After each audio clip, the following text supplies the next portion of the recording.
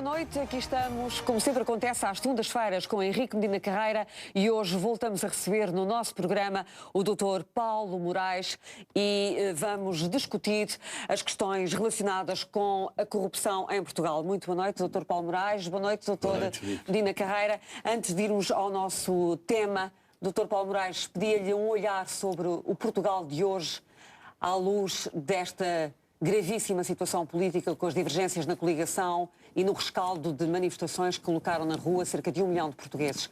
Como é que o senhor tem acompanhado estas últimas horas frenéticas no nosso país?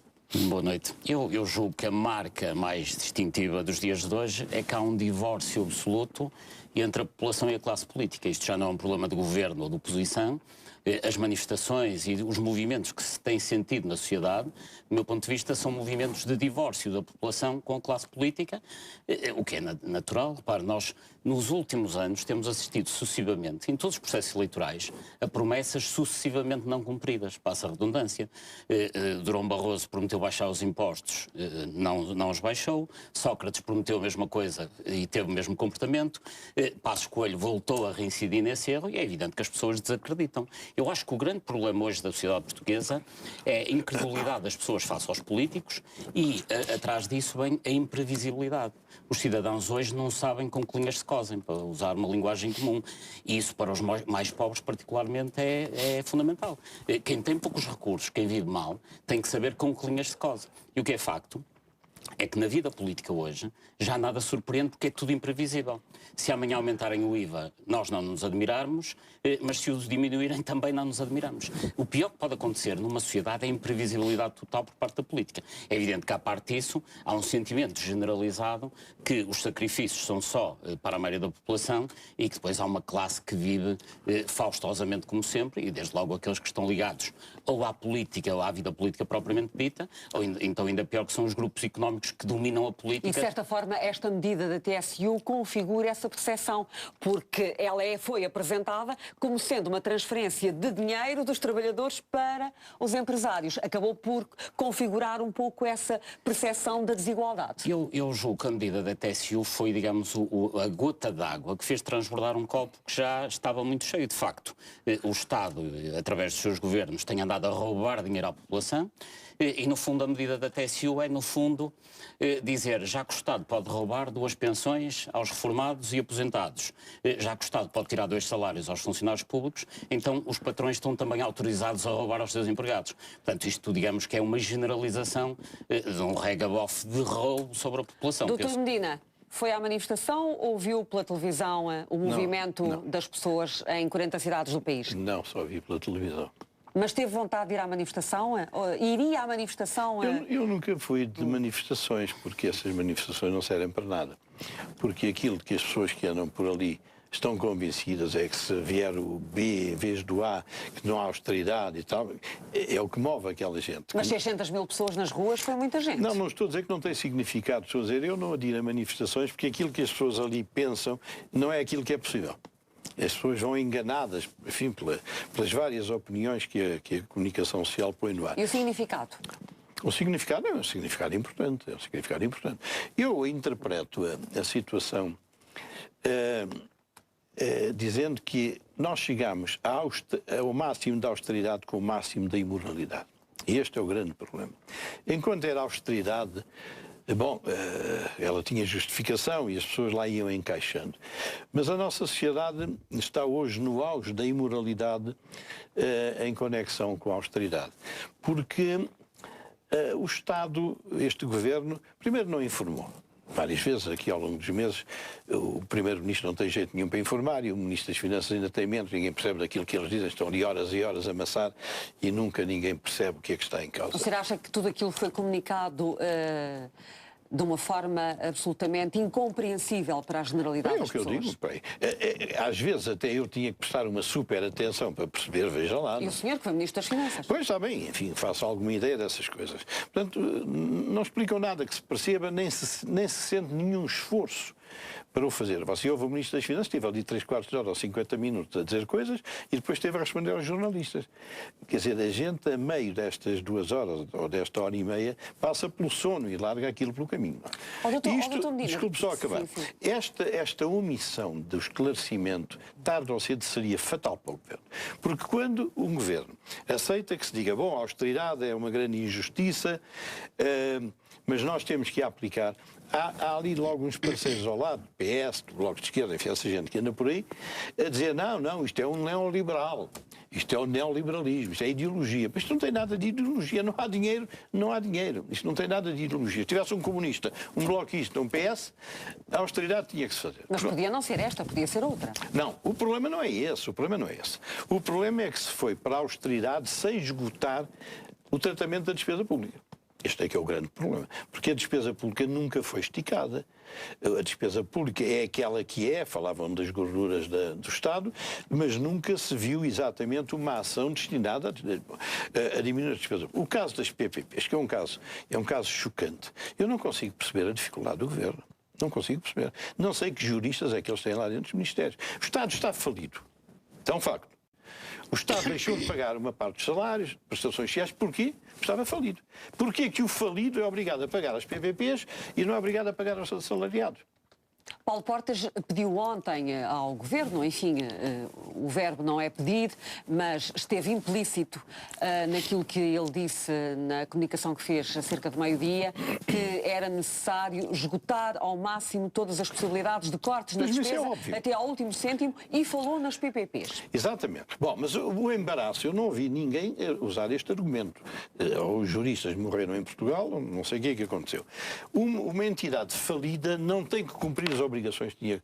Mas há umas cláusulas secretas. Não interessa. O falido não cumpre aquilo a que estava obrigado. E isso vê-se com os assalariados, com os pensionistas. O Estado não lhes paga aquilo que devia pagar, porque está falido.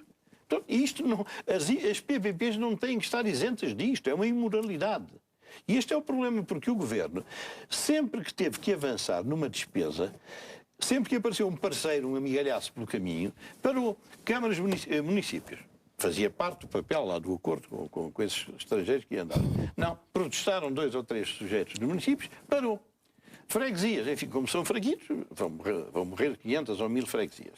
As rendas excessivas, fingiram que tínhamos mexido nas rendas excessivas. Porquê? Bom, porque apareceram interesses que o bloquearam. Quer dizer, o Governo não foi capaz de ter uma autoridade que o moralizasse aos olhos da sociedade portuguesa. Portanto, nós chegámos ao ponto em que a austeridade máxima colide com a imoralidade máxima. Agora?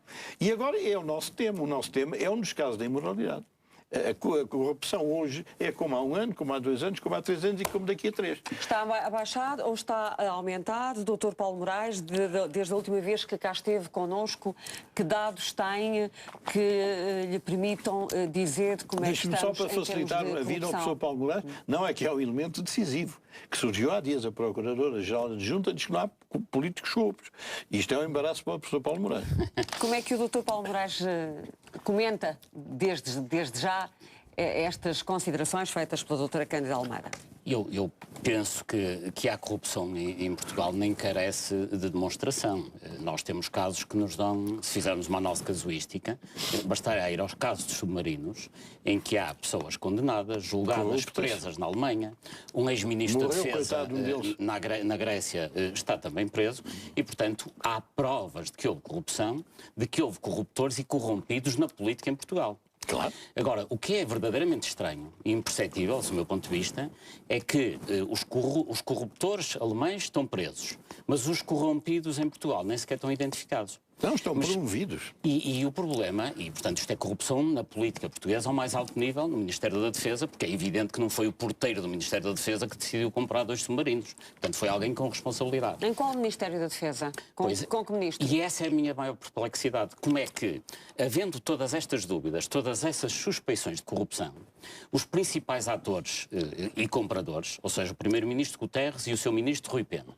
e o primeiro-ministro Barroso e o seu ministro da Defesa Paulo Portas, como é que eles deixam continuar esta suspeição e eles próprios não fazem os possíveis para que isto seja imediatamente esclarecido? Mas se o Ministério Público, Dr. Paulo Moraes, diz que não há indícios contra ninguém... Não, mas eles deviam ser os primeiros interessados, porque a partir do momento em que os tribunais alemães, em que devemos confiar, nos dizem que houve corrompidos em Portugal, e a partir do momento em que eles não são identificados, são os principais responsáveis, é eles que devem ser sacadas as responsabilidades. Mas não acha que deve ser a Justiça e a Procuradoria-Geral da República a desencadear processos de investigação, chamar as pessoas, ouvi-las, interrogá-las? É evidente que sim, mas deve haver da parte da política, e nomeadamente destes atores que estivemos aqui a falar, que têm, aliás, cargos de relevo no panorama internacional e que, ao estarem chamuscados por um caso de corrupção, deixam mal a posição do próprio país, deviam ser esses os primeiros a exigir o funcionamento da justiça. Porque nesta matéria, como noutras, eu não tenho dúvidas. Quer dizer, em Portugal há claramente corrupção. O que não há é justiça, que é outra questão. Era isso que eu lhe estava a perguntar. O que não há, claramente, é justiça. E podia dar aqui imensos exemplos, porque não há justiça porque não se acusa, ou porque não há justiça porque mesmo quando alguém é condenado ou acusado e há provas, como foi o caso de Isaltino Moraes, os tribunais não têm capacidade de mandar prender a criatura, ou porque depois há um conjunto de casos que vão sendo arquivados inexplicavelmente. E, enfim, eu podia dar aqui inúmeros exemplos, alguns dos quais eu próprio apresentei no Ministério Público, alguns não poderei falar, mas dou apenas só um pequeno exemplo.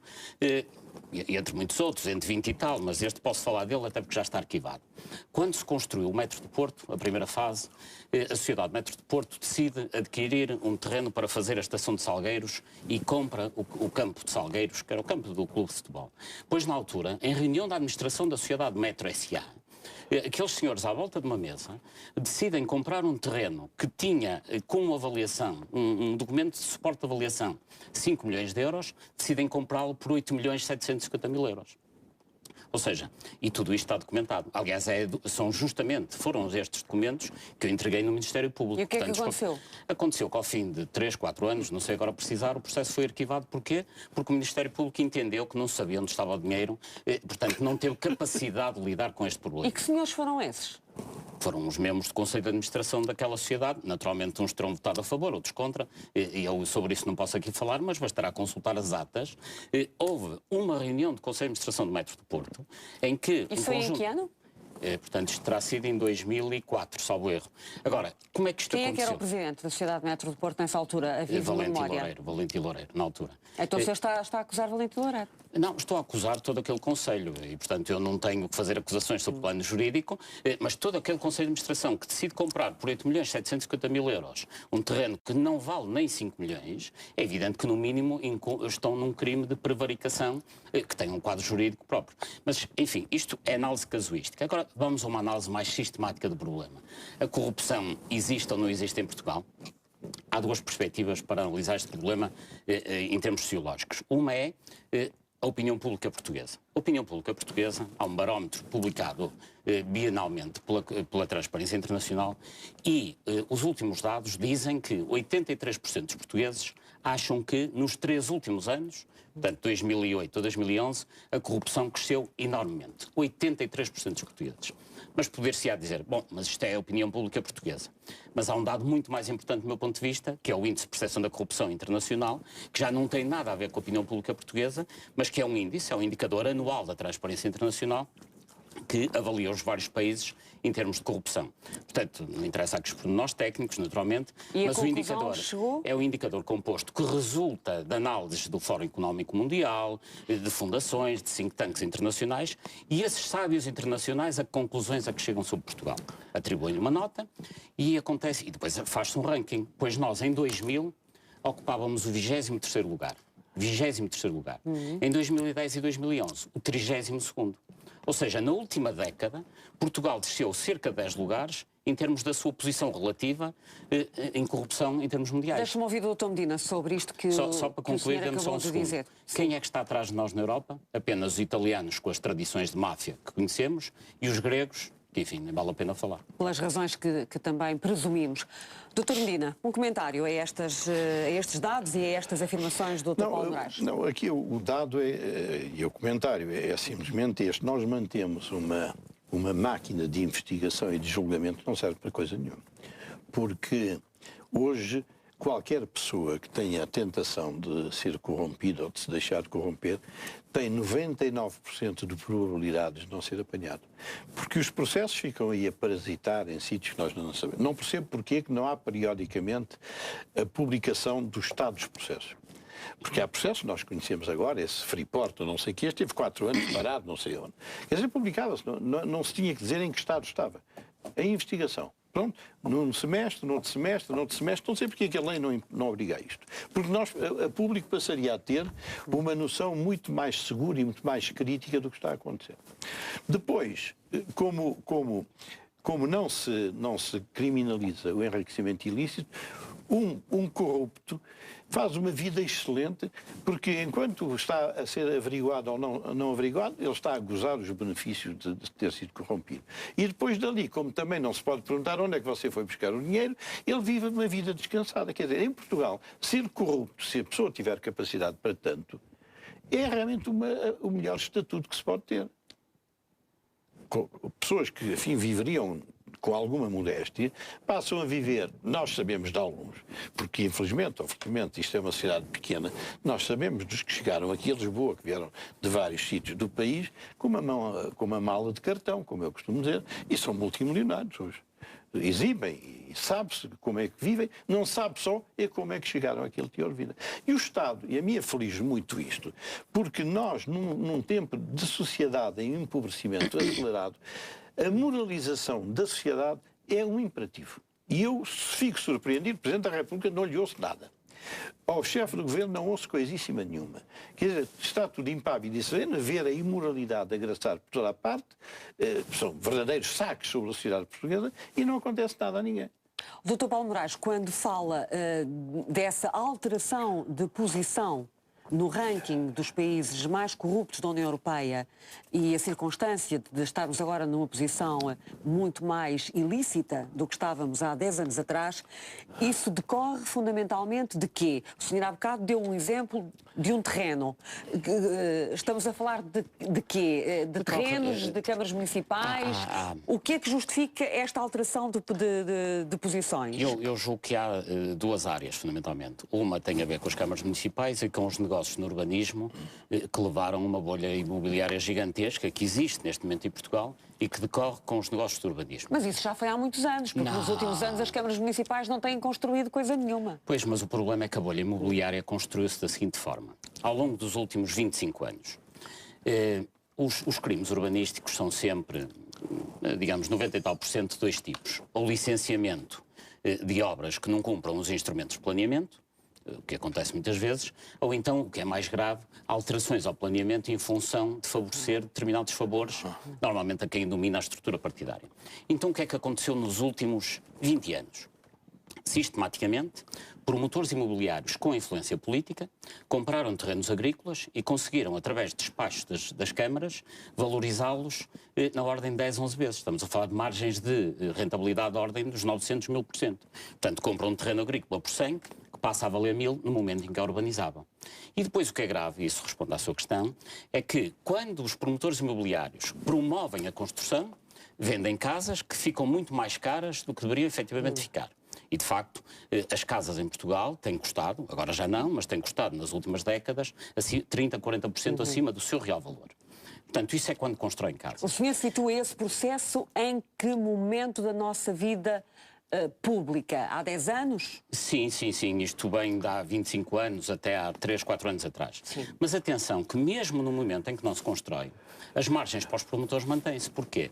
Porque muitos desses terrenos são valorizados na medida em que os promotores sabiam, conluiados naturalmente com o poder central, habitualmente, que ali ia haver um investimento público. Então há muito terreno que foi hipervalorizado, não para se construir lá uma casa, mas para que o preço de expropriação já não fosse o preço do terreno agrícola, mas o preço do terreno urbano. Ou seja, muita gente, pouca gente aliás, mas muito mais gente, melhor dito, andou a comprar terrenos e a valorizá-los nas câmaras para que depois o Estado viesse e os expropriasse. Há secutes em que metade do preço da secute é o preço dos terrenos que tinham sido artificialmente inflacionados. Mas atenção que ainda há pior, muito pior, que é quando o terreno é comprado agrícola é valorizado, e aqui há um funcionamento de tríade, de facto e de máfia, entre promotor imobiliário, presidente da Câmara ou autarca e banqueiro, e o que aconteceu em muitos casos é que o terreno era comprado, terreno rural, era transformado em terreno urbanizável, fazia-se ali um projeto que nunca se vinha a construir e é só ao banco pedir um empréstimo que valia 40 ou 50 vezes mais o preço inicial do terreno. E o que aconteceu? O que é que ficou lá como garantia? O preço inicial do terreno. Isto no BPN foi uma prática reiterada, mas não só no BPN, também noutra banca. Então o que acontece é que nós hoje temos uma bolha imobiliária escondida em alguns bancos, o BPN é o exemplo maior disso, de facto, em que terrenos agrícolas, onde estão apenas umas couves, financiaram projetos imobiliários gigantescos. E o que é grave é que, por causa de todo este tráfico de solos, hoje, em 2012, andam o Estado português a pedir, dentro dos 78 mil milhões que vem da Troika, 12 mil milhões são para recapitalizar a banca, para tapar uma bolha imobiliária que foi construída assim, com a conivência de banqueiros, autarcas e promotores imobiliários. Doutor Medina, como é que não se faz nada, nem se fez, nem se viu isto? E eu suponho que a impunidade, quase assegurada impunidade, eu não sei quem é que pudesse cair nesta rede e que fosse investigado capazmente. Então, qualquer político, qualquer pessoa assim com um nome mais graúdo na sociedade, passa por estas malhas todas. Eu pergunto, isto não é um estímulo à corrupção? A certeza de que nada acontecerá. Depois de sair, porque o enriquecimento ilícito não existe. Antes de sair, porque isto anda para ali, pela PGR, Escola Politécnica, não sei bem para onde é que aquilo anda, sem ninguém dar pelo estado em que o próprio processo está. Quer dizer, as pessoas que infelizmente são em muitas circunstâncias, através da comunicação social, bastante visadas, quer dizer, é a única punição e porventura injustamente para muita gente. Não há nada mais. Paga o justo pelo pecador, muitas vezes. Em alguns casos, admito que sim, noutros quase com certeza que não. Mas quer dizer, é a única hipótese de se sofrer uma punição, é a punição da opinião pública. Porque a punição da justiça, a punição legal, não funciona, nem funcionará. Todos os casos, quando aí aparecem, vocês noticiam essas coisas, eu digo, mãe, é mais um para ficar por ali pela Escola Politécnica e arrastar-se. Quando o doutor Medina Carreira fala na Escola Politécnica, para quem não vive em Lisboa, está a referir-se à Procuradoria-Geral da República. Eu nem sei se o papel está lá. Não sei se o papel está lá ou se está na Alexandre Herculano. Mas, pronto, para mim é a sede, é ali a cabeça que dirige estas coisas. E pronto, aquilo que nós vemos e aquilo que nós sentimos, parece que aquela gente não sente nem vê. O doutor Paulo Moraes ficou surpreendido pelo facto do processo Freeport não ter dado em nada? Surpreendido, não. Estou a perguntar. O professor Paulo Moraes não é distraído. Infelizmente, nada me surpreende, mas há algo que me surpreende, que é um certo silêncio aterrador na própria opinião pública. E se posso voltar à questão das PPPs, sim, as questões das parcerias público-privadas são claramente um caso de corrupção. E passo a explicar. A primeira de todas, na altura nem se chamava parceria público-privada, chamava-se Project Finance, é Ponte Vasco da Gama. Era mais fino. Isto que eu vou dizer agora é algo que li em relatórios do Tribunal de Contas, portanto não é informação secreta, bem em relatórios do Tribunal de Contas. Pois, a Ponte Vasco da Gama começa como sendo um grande embuste, porque à época, se recordarão, vendeu-se aquilo à opinião pública como sendo algo que tinha que se construir, o Estado não tinha dinheiro, então os privados vinham ajudar a construir a Ponte Vasco da Gama. Pois os privados, à época, dos 900 milhões de euros que custava a ponte, na época, entraram com pouco mais de 20%. Quantos? 20%, 23%, 24%. Tudo o resto foram dinheiros públicos ou garantidos pelo Estado português. Ou seja, fez-se a Ponte Vasco da Gama com, dito de outra maneira, os empresários que investiram na Ponte Vasco da Gama conseguiram com 20 e tal por cento do valor da Ponte Vasco da Gama o seguinte, ficar com as receitas da Ponte Vasco da Gama, com as receitas da Ponte 25 de Abril e, além disso, terem o monopólio das travessias rodoviárias do Tejo por toda uma geração. Porque, neste momento, se alguém quiser fazer ali uma ponte, terá que pagar royalties a esse grupo. Bom, mas isto foi o começo, catastrófico. Mas depois já houve 9 acordos de reequilíbrio financeiro, em que, invariavelmente, desde o início da construção da ponte, os acordos de reequilíbrio financeiro são transposições de recursos do Estado para os privados. Há um ano em que acontece esta coisa mirambulante, que é, há um aumento da taxa de referência do Banco Europeu de Investimentos e o Estado português dá à luz ao ponte 42 milhões de euros. Passados uns meses, a taxa de referência desceu e para quem foi o benefício? Também para a luz ao ponte. Agora, isto está nos relatórios do Tribunal de Contas sobre a matéria. O Tribunal de Contas tem representantes do Ministério Público na sua Constituição e o que acontece nada. E depois o que é mais estranho é que a sociedade não se interroga por que motivo os ministros das obras públicas dos sucessivos governos trabalham todos hoje em parcerias público-privadas. Ferreira do Amaral, ministro das Obras Públicas de Cavaco Silva, está na própria Lusopão.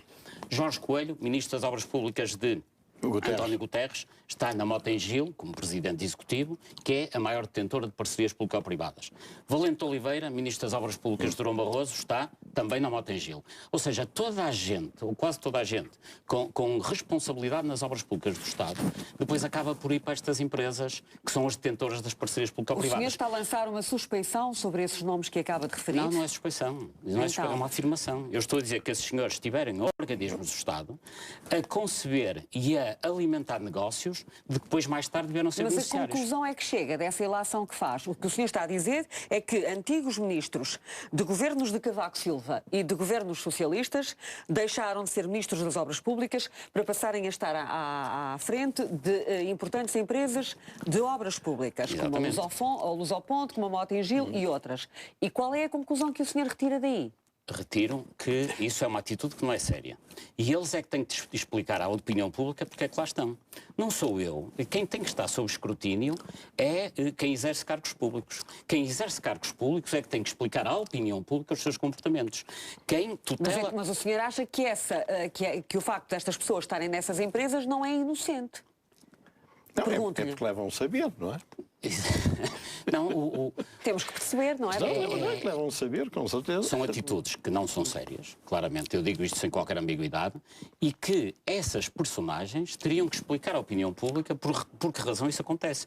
Porque alguém admitiria que um chefe de compras de uma grande empresa fizesse um mau negócio para depois passar para chefe de vendas do seu maior fornecedor? Isto era inconcebível. Deontologicamente não é admissível. Então como é que nós explicamos que os ministros das obras públicas, e quem diz ministros das obras públicas diz presidentes das estradas de Portugal, secretários de Estado das obras públicas, trabalham hoje todos para as parcerias público-privadas. E se nos documentos há este benefício que lesa permanentemente o Estado, então porquê é que o Ministério Público não atua?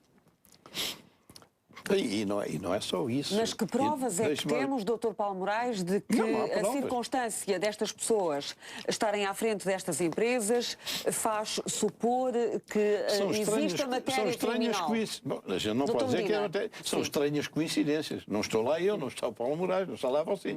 Bom, estão pessoas que andavam no circuito destas negociatas que estão lá. Bom, a opinião pública tira as suas conclusões. Não, mas dê-me licença só para concluir. Quem chegou à conclusão que estes senhores prejudicaram o Estado português, não sou eu, são os relatórios do Tribunal de Contas. E, portanto, é com base nessa conclusão que eu acho inadmissível a sua atitude. Portanto, não sou eu que estou a dizer que eles lesaram o Estado português. São os relatórios do Tribunal de Contas que, reiteradamente, dizem que nas parcerias público-privadas se lesou o Estado português e depois esses mesmos atores vão trabalhar para as empresas que beneficiaram desse prejuízo ao Estado português. Isto é o objetivo. Mas há uma reflexão que pode adicionar-se a tudo isto que estamos a dizer. Porquê que Portugal está, sobretudo aqui esta zona de Lisboa e do Norte Atlântico, porquê que está cheio de redes de autoestradas? Quer dizer, porquê que esta gente promoveu tanta autoestrada? Esta gente, os governos? Os governos que andaram por lá, não sei quais foram. Quer dizer, isto tudo é muito estranho. Eu agora tenho que ir à Polícia Judiciária na sexta-feira porque me notificaram para lá e falar sobre o assunto. Falar sobre quê? Sobre este assunto. Eu não sei coisa nenhuma mais do que você ou que o Paulo Moraes... Então porquê é que o Dr. Medina foi chamado pela Polícia Judiciária? Eu não sei, alguém indicou o meu nome, eu vou lá. Bom, mas o que é que sabe? Eu não sei nada. Eu sei é que os senhores tomaram conta do governo, encomendaram autoestradas absolutamente dispensáveis, que custaram rios de dinheiro, que nós tivemos que ir ao estrangeiro buscar dinheiro para fazer aquilo. Uma parte da dívida externa foi afeta exatamente a isto, que hoje não tem nenhuma utilidade, porque o país está de cócoras, na pobreza, não há dinheiro para a gasolina, não há dinheiro para as portagens. Quer dizer, porquê que isto passou pela cabeça das pessoas? Estavam loucas? Ou estavam ébrias? Não, isto por dizer que há uma coincidência entre encomendar montes de autoestradas inúteis e os que encomendaram. que estiveram nos governos. Aquilo não foi ninguém que... Não foi o contínuo que encomendou estas autoestradas. Porquê é que esta gente encomendou tanto autoestradas? Bem, durante muito tempo ouvimos como justificação a necessidade de se modernizar o país, aproximar o litoral do interior, corrigir assimetrias, criar condições para investimento público e criação de emprego. Foram os argumentos que ouvimos durante muito tempo, não é? Todos nós os ouvimos. Mas essa gente tem habilidade para nos enganar, pensam eles. Pois, mas, por exemplo, 3 autoestradas para o Porto. Agora há um que vai ser interrompido, não sei. O que justifica 3 autoestradas à distância de 8 ou 10 km umas das outras? Isto não é um saque sobre o dinheiro público? Hoje em dia é consensual que efetivamente se construíram estradas que não são mais necessárias, até porque não há tráfego automóvel que as sustentem e que as viabilizem. Não são mais do que pretextos para alguém enriquecer. É que a existência de autoestradas, se a autoestrada funcionasse num regime de concessão, como nos outros países, não viria de mal ao mundo, porque as autoestradas seriam financiadas pelo seu tráfego. O problema é que em 2010, cometeu-se no governo de Sócrates, em maio de 2010, produziu-se uma alteração de legislação que é uma verdadeira bomba atómica financeira sobre as finanças públicas, que é o momento em que o governo Sócrates, à época, se compromete a pagar as SCUT, nomeadamente, foi no momento em que se começaram a pagar as SCUT, em função de um conceito que se chama a tarifa de disponibilidade diária ao quilómetro e por troço de autoestrada. Ou seja, há autoestradas SCUT que, independentemente de passarem lá muitos carros, poucos carros ou nenhum carro, tem sempre um rendimento garantido que dá aos tais 17%, 18%. E, portanto, no momento em que o Governo promove essa legislação que passou também na Assembleia da República, e isso permite garantir aos concessionários rentabilidades garantidas, haja ou não haja tráfego, é evidente que o negócio a partir daí é excelente para as concessionárias. E mais, no momento em que se publicou essa legislação, o Governo então fez até algo estranho, que foi nem sequer publicou os anexos com os preços, que é uma ilegalidade. Portanto, na legislação de maio de 2010, faz-se referência a anexos que depois só aparecem em junho ou julho e que devem ter estado a ser cozinhados. E a minha pergunta é, então, como é que não há aqui uma intervenção das diversas autoridades? Aliás, quando o Presidente do Tribunal de Contas dizia que havia uns documentos secretos que não apareceram e que foi enganado, eu acho que a conclusão teria que ser outra. Se o Tribunal de Contas foi enganado e há documentos que não foram ao crivo do Tribunal de Contas, então os contratos são nulos e não há nada a pagar. Eu acho que essa é que é a ponta pela qual um governo sério deve começar a renegociação com os concessionários. E porquê que o senhor acha que o Tribunal de Contas não foi suficientemente claro, não agiu, não confrontou o poder político da época? Pois, não compreendo. Não vejo qualquer justificação para isso ter acontecido. Porque ou os documentos passaram no crivo do Tribunal de Contas e foram visados, e aí o Tribunal de Contas tem tanta responsabilidade nesta matéria como quem quis fazer estes verdadeiros roubos de estrada, é o nome para isto, ou então os documentos não passaram por lá e, sendo nulos, os contratos são nulos e não têm que ser pagos. Esta, no meu ponto de vista, deve ser o começo da renegociação. Depois é evidente que há os documentos que são válidos e aí o que tem que se fazer, do meu ponto de vista, em termos de negociação, é fazer uma confrontação entre o valor atualizado das rendas já pagas e vencidas e daquelas a pagar e vencidas e confrontar este valor com o valor de uma avaliação justa do equipamento. Doutor Medina, porquê é que acha que está a ser tão difícil ao Governo intervir na questão das parcerias público-privadas? A única conclusão que posso tirar é que eles estão todos os mesmos. Ora estão no PS, ora estão no PSD. É a única justificação. António José Seguro defende agora um imposto sobre as PPPs. Sim, mas já ouvi dizer que há uma cláusula que não permite. Quer dizer, o privado, que devia correr algum risco, não corre nenhum. O Estado, pelas mãos destes senhores que estiveram por lá, ministros e secretários de Estado, assumiu todos os riscos. Quer dizer, tudo isto é tão estranho que eu não concebo que não haja um órgão de poder que mande investigar isto e que mande buscar os papéis secretos. Porque, de facto, tudo isto é tão estranho, e veio este governo, que também veio criar estranheza, né? Numa altura em que este governo devia agir, nem invoca a falência, nem invoca nada, e pronto, a discutir, bom, há um presidente das estradas de Portugal, não sei o quê, que há dias dizia, não, conseguimos 125 milhões. Mas ele não disse, é num ano, é em 30 anos. Absolutamente. Quer dizer, isto é tudo um embuste para enganar a opinião pública. O doutor Paulo Moraes tem ideia de quanto é que será possível ao Estado português arrecadar com uma renegociação das parcerias público-privadas que seja justa, Para nós percebermos, porque nós estamos agora confrontados com este buraco nas nossas contas de 4 mil milhões de euros ou mais do que isso, para conseguirmos compensar os 2 mil milhões do corte de subsídios, mais o diferencial do déficit a que temos que chegar no final do próximo ano. Uma renegociação justa das parcerias público-privadas poderia render quanto aos cofres do Estado? Essa conta existe? Não. Essa conta não existe porque os dados também não existem. Mas de qualquer das formas... Nem ninguém quer isso. Não, mas há dois caminhos possíveis para o Estado português, haja vontade.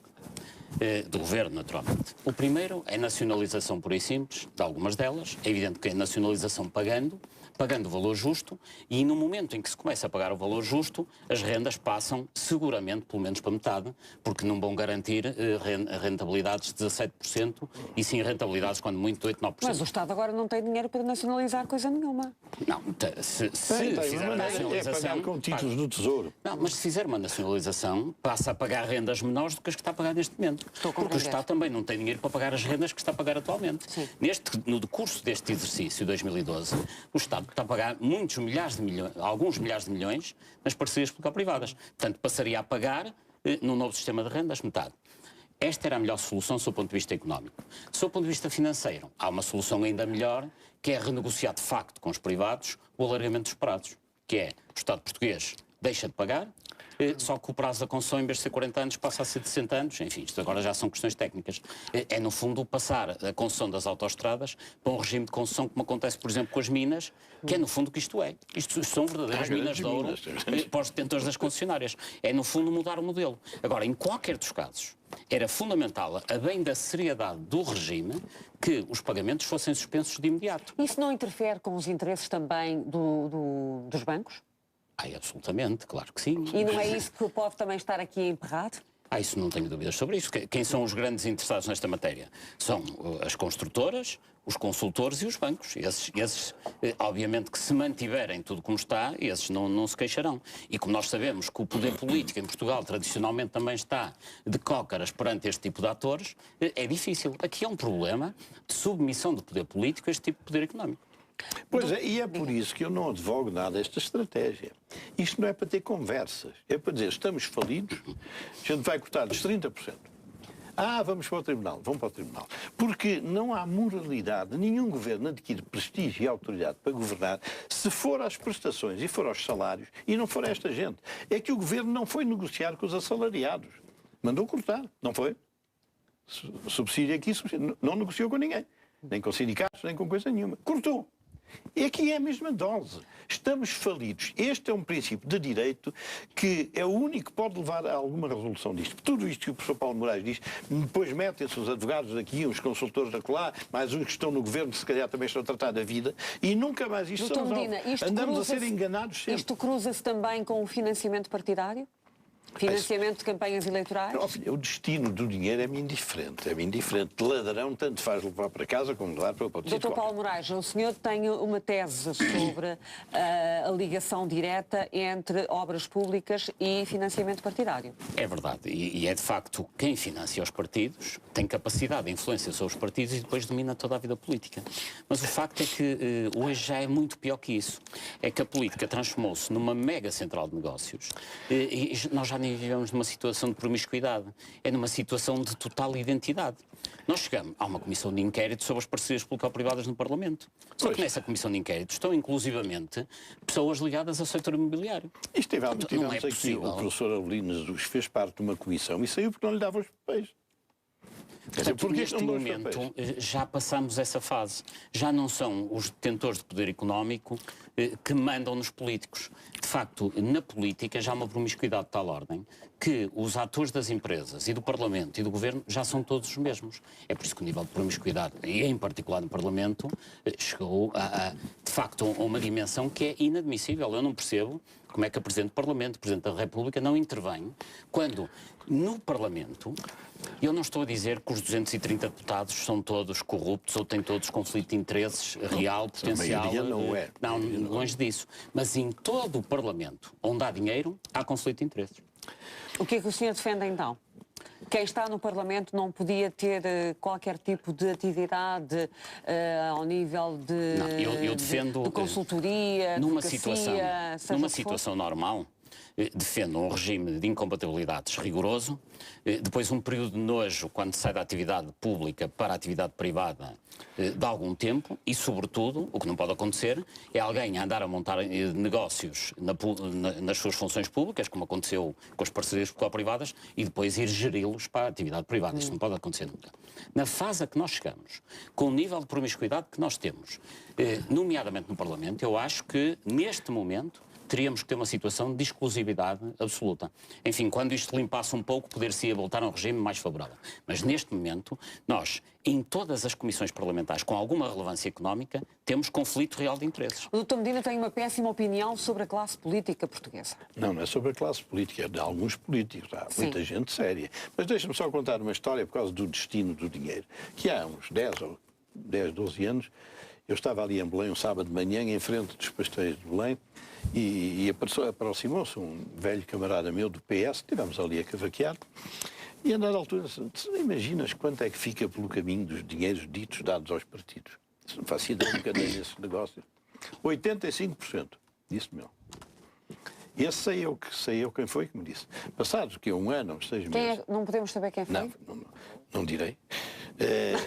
Não vale a pena. Se acreditam no que eu estou a dizer, chega. Bom, passado tempo, falei com um do PSD, já, desse é que não me lembro, estivemos a conversar e eu disse, eu ouvi dizer que ficava muito dinheiro pelo caminho, e ele disse, não, ficam 85%, que era a tabela nessa altura, há 12 anos, do PS e do PSD, era 85% ficava pelo caminho. Bom, isto é uma falpeira. Como é que Presidente da República, como é que chefe de governo, como é que presidentes de partidos olham para isto tudo e deixam passar. A situação atual é muitíssimo mais difícil e vai ser cada vez mais difícil à medida que o país empobrecer. Enquanto as pessoas olharem para isto, para esta indecência que é realmente a vida pública portuguesa. O Dr. Paulo Moraes, quando esteve cá da última vez, falou em malas de cartão carregadas de dinheiro. De couro, hoje já são de couro, já são mais elegantes. Eu agora estava a pensar naquela metáfora do Dr. Medina, quando fala quando sugere a Linda de Sousa. A Linda de Sousa, a cantora luso-francesa. Mas é que a evolução, em termos de financiamento, nos últimos 15 anos foi só essa. É que antigamente era em caixas de sapatos. Agora é malas de couro, que já são bem mais elegantes. Caixas de sapatos? E de marca, o Louis Vuitton, não sei se é esse que faz mal. De facto, hoje, enfim, também já há estudos sobre essa matéria, não será, há quem fale de 80%, mas 40% seguramente ficam pelo percurso. E voltando àqueles exemplos que eu referi na área do urbanismo há pouco, é evidente que quem ganha com isto, ganham os partidos que nunca têm falta de dinheiro para atividade nenhuma. Ganham muito, naturalmente, os traficantes, os intermediários desta matéria, que ficam com 40%, 50%, 60%. É uma excelente margem. E os intermediários estão quem? São pessoas dos negócios que habitualmente aparecem nos partidos em tempo de eleições. São aquelas pessoas que normalmente estão nos partidos ligadas aos negócios. Alguns são deputados, outros não são. São aquelas pessoas que têm ou o poder na mão ou a mão no poder, uma das duas. Mas são pessoas com altas responsabilidades nos partidos ou são segundas e terceiras linhas? São normalmente segundas linhas. São quem anda a carregar a mala, são sempre as segundas linhas. Mas andam mandados por primeiras linhas. Mas repare, quem são os grandes beneficiários? Os grandes beneficiários são, obviamente, quem financia. Há muitos casos, enfim, não vamos estar aqui a anunciá-los, que seriam N. Mas quando se lê aqui há dias no jornal que em Valongo alguém compra um terreno por 6 milhões de euros e passado 10 minutos vende-o por 20 milhões, é evidente que o lucro que leva nessa transação de 10 minutos já dá para financiar, obviamente, muitas campanhas eleitorais. Mas ainda há negócios desses, doutor Paulo Moraes? Absolutamente. Este negócio é recentíssimo, tem meses. Que negócio foi esse? Portanto, é um negócio que foi noticiado, aliás, e que foi entregue ao Ministério Público. Eu próprio que o fiz chegar lá, não sei se já terão aberto o envelope lá no Ministério Público. Mas consistia em quê? Consistia no facto de que um promotor imobiliário compra um conjunto de pessoas terrenos por 6 milhões, consegue uma declaração da Câmara de Valongo dizendo que aquilo ia deixar de ter aquele tipo de capacidade, passava a ter capacidade construtiva e um coeficiente de ocupação de solo distinto, e passa para 20 milhões. Quanto tempo é que isto demorou? 10 minutos. Mas agora não se vendem casas, elas estão aí todas à venda. Ainda há gente que esteja a comprar terrenos por 6 milhões de euros para depois construir e não conseguir vender coisa alguma? Não se vende habitação tradicional, mas vendem-se muitos equipamentos e lá está. E depois há sempre as outras alternativas. A possibilidade de amanhã haver uma expropriação naquele terreno e a possibilidade de ir ao banco buscar o dinheiro todo e nesta tríade banqueiro, autarca, promotor, ganhá-lo todo. Aliás, o prejuízo do BPN baseia-se, em grande parte, em manobras deste género. Quem é que pagou tudo? Os portugueses, no momento em que o banco foi nacionalizado. O doutor Medina acredita mesmo que os grandes decisores políticos estão metidos nisto? Não, os grandes decisores políticos, enfim, isso teríamos que definir o que é um grande decisor. Estou convencido que não. O problema não é estarem metidos, é permitirem que isto aconteça. Quer dizer, eu se exercesse uma alta função do Estado não estava calado com isto, não estava tranquilo. Porque isto é uma das razões pelas quais a sociedade portuguesa vai tornar-se um veneno permanente.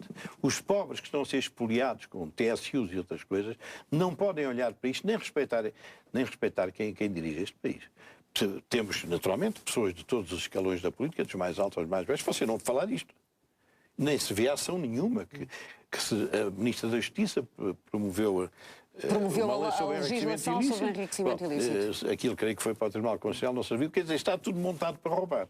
Está tudo montado para roubar. Como o Tribunal Constitucional? Não, pior. É que a legislação já foi feita no Parlamento, deliberadamente inconstitucional, para chumbar no Tribunal Constitucional. Eu não tenho dúvida sobre essa matéria.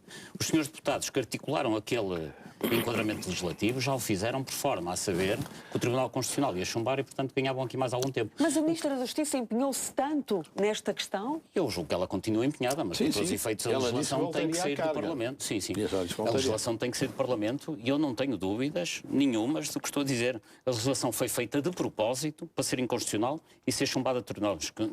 Então o Dr. Paulo Moraes acha que tudo esbarra na Assembleia da República? Ou pode esbarrar? Uma parte significativa, até porque naqueles números que eu referi no início da nossa conversa, em que se dizia que 83% dos portugueses acham que a corrupção está a subir, acham também que as entidades mais corruptas o Parlamento, em primeiro lugar, e os partidos políticos. Ora, são exatamente aqueles que deveriam tomar as medidas que combatessem a corrupção, que são as entidades mais corruptas. Mas isto tem a ver com corrupção e com, de facto, um conflito de interesses, porque, e como dizia há pouco, nós temos no Parlamento conflitos de interesses permanentes, nomeadamente nas questões que têm a ver com maior sensibilidade económica. Nós, na Comissão Parlamentar, que julgo que hoje é claramente a mais importante, que acompanha o Programa de Assistência Financeira, os principais deputados daquela comissão têm interesses nos processos que decorrem da implementação do memorando. Para não ir mais longe, a privatização da EDP deve ser, digamos, controlada ou fiscalizada a nível parlamentar, a privatização da EDP, que já teve lugar, pela Comissão Parlamentar de Acompanhamento do Programa de Assistência Financeira. Pois, o vice-presidente, que é o deputado Miguel Frasquilho, trabalha no BES Investimentos, que foi a entidade que assessorou os chineses na compra da EDP. O deputado Pedro Pinto, que aliás agora é vice-presidente do PSD, é consultor em empresas que trabalham intimamente e quase exclusivamente com a EDP. O advogado Adolfo Mesquita Nunes pertence ao escritório Moraes Leitão, Galvão Teles, Soares da Silva e Associados, que é o escritório principal dos assuntos da EDP, etc. Como é que estes senhores deputados que estão nesta comissão parlamentar, como é que podem eles estar a fiscalizar de forma independente um negócio em que eles próprios são parte interessada? Portanto, isto é um problema de promiscuidade. São essas pessoas que também vão acompanhar os processos de privatização da ANA e da TAP, que são as empresas que agora estão na calha para serem privatizadas? Provavelmente. Aliás, o processo de privatização da EDP foi um péssimo exemplo, porque repare, quem é que fiscalizou o processo de privatização? Foi esta comissão parlamentar, com a independência que se imagina. Depois houve uma comissão que tinha académicos, entre os quais Daniel Bessa e outros, pessoas com currículos muito respeitáveis, mas foi uma comissão nomeada pelo governo. Quando o que deveria acontecer era a existência de uma comissão que fiscalizasse a atividade do governo. Porque a suspeição e a falta de transparência que o processo teve implicava um grande escrutínio. Porque em tempo de crise vende-se barato. E quando se vende barato, naturalmente aguçam-se muitos apetites. E, portanto, para prevenir a corrupção... Neste caso, vendeu-se caro. Porque quem ganhou foi a maior proposta. Naturalmente, das três. Mas nós não conhecemos completamente o processo, nem sabemos porque ganharam estes, nem sabemos porque perderam os outros pré-qualificados, nem sequer sabemos porque é que não houve mais pré-qualificados. E, portanto, não, aquilo que sabemos é que ganharam estes porque ofereceram 2,7 mil milhões de euros. E portanto, dando um prémio considerável, não é? E permitindo ao Estado um encaixe significativo para abater à dívida pública. Mas a discussão não é essa. A discussão é estes processos têm que ser transparentes. E o que é facto é que não houve cuidado com a transparência porque a Comissão Governamental não a garantiu. A Comissão Parlamentar, muito menos. O próprio Conselho de Prevenção da Corrupção Conselho de Prevenção, recordo, apareceu no processo, já o processo estava concluído. Portanto, vem fazer prevenção a posteriori, o que é, no plano semântico, até um pouco estranho. Paulo E Moraes, repare, só para concluir, o processo foi tão opaco e tão pouco transparente que já está a ser investigado pelo Ministério Público. E, curiosamente, também é algo... Quer dizer, é um para se afundar lá. Mas mais, o Ministério Público está a investigar e no momento em que faz a investigação já diz que a investigação não tem nada a ver com quem comprou o EDP, ou seja, Então, investigam e já estão a amnistiar, digamos, é uma figura jurídica estranha. Se arranja um contínuo para... Nós temos 3 minutos para fechar o programa. Quando é que o seu observatório irá divulgar novos dados? Porque volta e meia vamos tendo notícia de conclusões que vão surgindo. Para quando é que estão previstas novas divulgações? Há 2 tipos de informação. Uma é o índice de percepção da corrupção, que é anual, será divulgado agora em novembro ou em dezembro, ainda não está marcada a data, mas é sempre no final do ano, sendo que a análise destes números não deve ser anual, portanto deve ter uma percepção quinquenal, decenal, para termos uma perspectiva de evolução da sociedade. Há um outro projeto em que estamos a trabalhar, que julgo que pode ser muito importante, que é a criação de um portal onde toda esta informação possa ser disponibilizada aos cidadãos para que todos saibam, de facto, quais são os conflitos de interesses dos deputados, dos membros do governo, porque o primeiro antídoto para a corrupção é claramente a transparência.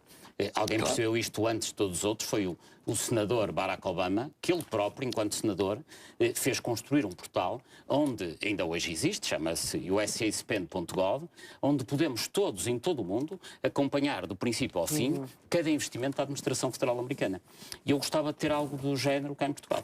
E é esse, portanto, o seu desígnio? Sim, sim. Judite, deixa-me só lembrar um episódio que todos temos presente de uma tentativa de atacar este problema do engenheiro João Cravinho. E viu-se o que lhe aconteceu. Quer dizer, aquela gente toda levantou-se contra ele. Quer dizer, um sujeito sério depois é abatido por uma série de gente duvidosa, que é aquela gente que pontifica ali, não é? Não se pode dizer que alguém não tenha tentado. Aquela gente está a referir-se aos colegas dele no com Parlamento? certeza, o PS levantou-se contra ele. Eu lembro-me até de uma sessão indecorosa de ataque ao João Cravinho. Uma vergonha. Os PS, uma vergonha. Quer dizer, quando alguém sério se levanta e tenta pôr alguma coisa no chão, é logo destruído. Este problema é um problema mais fundo e mais longínquo, porque a democracia portuguesa não vai resistir a isto. Não sei o que é que virá. Não é possível que num regime em que a gatunagem funciona predominantemente, que a democracia sobreviva. E sobretudo num terreno de grande pobreza e com horizontes muito, muito difíceis. Dr. Medina, para terminar, e acha que o país pode sobreviver a uma crise política, a divergências profundas entre os 2 partidos da coligação? Para fecharmos. Bom, Judite, nas circunstâncias atuais desejo que funcione. O problema é outro. O problema é outro. É que sabe-se hoje que dentro do Conselho de Ministros os manifestantes têm um advogado, que é o Dr. Paulo Portas. E, portanto? E, portanto, quer dizer, dentro do Conselho de Ministros há oposição. Estes manifestantes todos que andaram a berrar aí há 3 ou 4 dias, sabe-se agora que o Dr. Portas é o seu advogado lá. Então como é que o Dr. Paulo Portas pode continuar a coabitar, segundo essa tese, com o Dr. Passos Coelho? Por isso é que eu, no lugar dele, tinha saído. No lugar de quem? De Paulo Portas? Sim, sim. Saído do governo? A atitude que ele tomou era para sair. Era para sair, não era para ficar. Acha que ele, para ser consequente com o discurso que fez, devia sair do governo? Mas dito, se uma pessoa tem uma tese legítima, aliás, eu estou de acordo com o Paulo Portas, hein? Aquilo que se deveria fazer é aquilo que ele diz. Agora, eu não estou no governo. Dentro do governo nós temos que ter realmente dentro na língua e na bola. Portanto, a partir do momento em que ele tomou uma posição que é coincidente com todos os manifestantes que andam pela rua, bem, isto não é possível ter um governo com a oposição dentro do governo. Não sei então, do seu ponto de vista, o governo está condenado? Eu preferiria que o governo saísse e que fosse constituído um governo com os 2 partidos, mas com outra gente. Não é? Com outra gente? Com outro primeiro-ministro? Sim, com toda a gente. Saíam todos e entravam outros novos. Não é? Porque este governo eles já não podem sentir-se bem uns com os outros lá dentro. Não é? Mas quê? Convocando novas eleições ou um governo de iniciativa presidencial? Esses partidos é que detêm a maioria.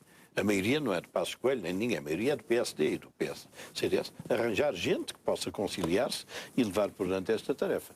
Porque acho que aquele Conselho de Ministros está completamente envenenado. Não é? Completamente envenenado. Tendo Paulo Portas razão no que diz. Não é? Agora, eu estou de acordo, mas eu não estou lá dentro. Eu estou cá fora.